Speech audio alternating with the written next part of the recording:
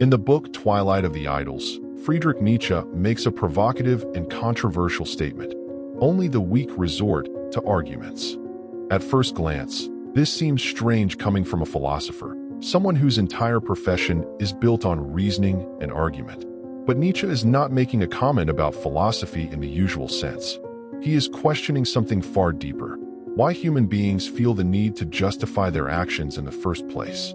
For Nietzsche, reason is not the highest expression of human greatness.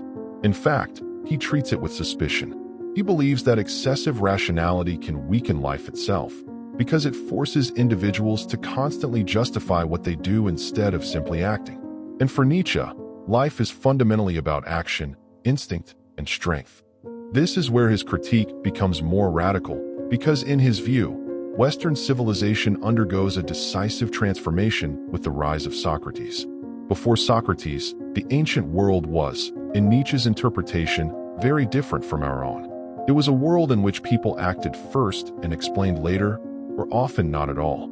Courage, instinct, and confidence guided behavior far more than abstract justification. Actions mattered more than arguments, and life was lived directly rather than endlessly analyzed. But this begins to change with Socrates, who famously walked through the streets of Athens asking questions such as what is justice, what is courage, and what is a good life. At first, this may appear harmless, even enlightening. Yet Nietzsche sees something far more disruptive taking place. Socrates turns reason into a kind of tyrant. Suddenly, nothing can simply be done. Everything must be justified, examined, and defended through argument. This introduces something new into human existence, a permanent state of doubt. And where there is constant doubt, there is hesitation. Nietzsche believes that instinct is not something primitive to be overcome, but something essential to life's strength and decisiveness. However, Socratic reasoning forces instinct to stand trial. Before acting, the individual must ask whether an action is rational, whether it is justified, whether it is morally acceptable. At that moment, life slows down. It becomes uncertain of itself. It is like a warrior in battle who begins to question whether fighting is morally right while enemies continue to advance without hesitation. That moment of reflection can be fatal. For Nietzsche, this is what excessive rationalization does to life. It weakens its immediacy, its confidence, and its ability to act. This suspicion of reason connects directly to Nietzsche's broader investigation into morality. As he studies ancient languages and societies, he notices something unexpected. In aristocratic cultures, the word good did not mean kind or charitable. It referred to those who belonged to the nobility, those who were strong, powerful, wealthy, courageous, and capable of leading and conquering. In other words, good originally meant noble. Its opposite was not evil in a moral sense, but simply ordinary or common, someone outside the ruling class. There was no moral condemnation of the weak, only a social distinction between those who ruled and those who were ruled. Nietzsche calls this system of values master morality. It is a morality created by the strong, where individuals do not seek external approval but live according to what they are. They feel no guilt for exercising power, no shame in ambition, and no need to hide pride. On the contrary, these qualities are seen as signs of excellence. Courage, strength, confidence, and success are admired because they express life at its fullest. This morality, for Nietzsche, affirms life. It celebrates vitality, creativity, and the ability to overcome obstacles. But the majority of people in these societies were not aristocrats. They were servants, slaves, or conquered peoples who lacked the strength to overthrow their rulers. And here, according to Nietzsche, something extraordinary happens. Unable to respond to power with force, they begin to respond through values instead. This is where one of Nietzsche's central concepts emerges: resentment. Resentment is not simply envy. It is the psychological state of those who desire to act but cannot, a deep sense of powerlessness that slowly transforms the way reality is interpreted. Instead of admitting, "I cannot defeat them," this perspective shifts into "they are evil." In this way, weakness is transformed into moral superiority. Those who are strong are no longer seen as noble, but as cruel, greedy, violent, or arrogant. And at the same time, qualities that once reflected weakness begin to be reinterpreted as virtues. Humility becomes an ideal. Obedience becomes a virtue.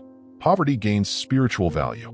Suffering is no longer something to avoid, but something that can be given meaning. According to Nietzsche, this marks one of the most significant turning points in the history of civilization, a slave revolt in morality. The entire system of values is inverted. What was once admired is now condemned, and what was once seen as weakness is elevated into moral greatness. Importantly, Nietzsche does not believe this transformation happened because humanity discovered an eternal moral truth. Instead, it happened because historically powerless groups succeeded in reshaping the meaning of moral language itself. It is in this context that Nietzsche introduces his critique of Christianity. In his view, Christianity represents the highest expression of this inversion of values. The humble are exalted, the poor are declared blessed, the meek are turned into moral ideals. Forgiveness replaces revenge, and self-denial becomes more valued than self-assertion. This interpretation is, for Nietzsche, part of a broader cultural transformation in which life is increasingly judged rather than affirmed. It is important to understand that Nietzsche is not simply describing historical facts here, nor is he offering a conventional critique of religion. He is analyzing how values are formed and how they come to dominate entire cultures. His concern is not with individuals, but with the structure of morality itself. This brings us back to his deeper suspicion of reason. Once rational justification becomes the highest authority, values are no longer expressions of strength or instinct, but things that must be defended, explained, and morally validated. And in modern life, this tendency is still present. How often do we delay decisions because we are trapped in endless analysis? How often do we hesitate not because we lack ability, but because we demand certainty before acting? Nietzsche contrasts this with intuition, which he does not understand as blind guessing, but as the unconscious integration of experience, perception, and knowledge operating faster than conscious reasoning. In this sense, intuition is closer to life itself than abstract argumentation. This tension between action and justification can also be seen in classical history.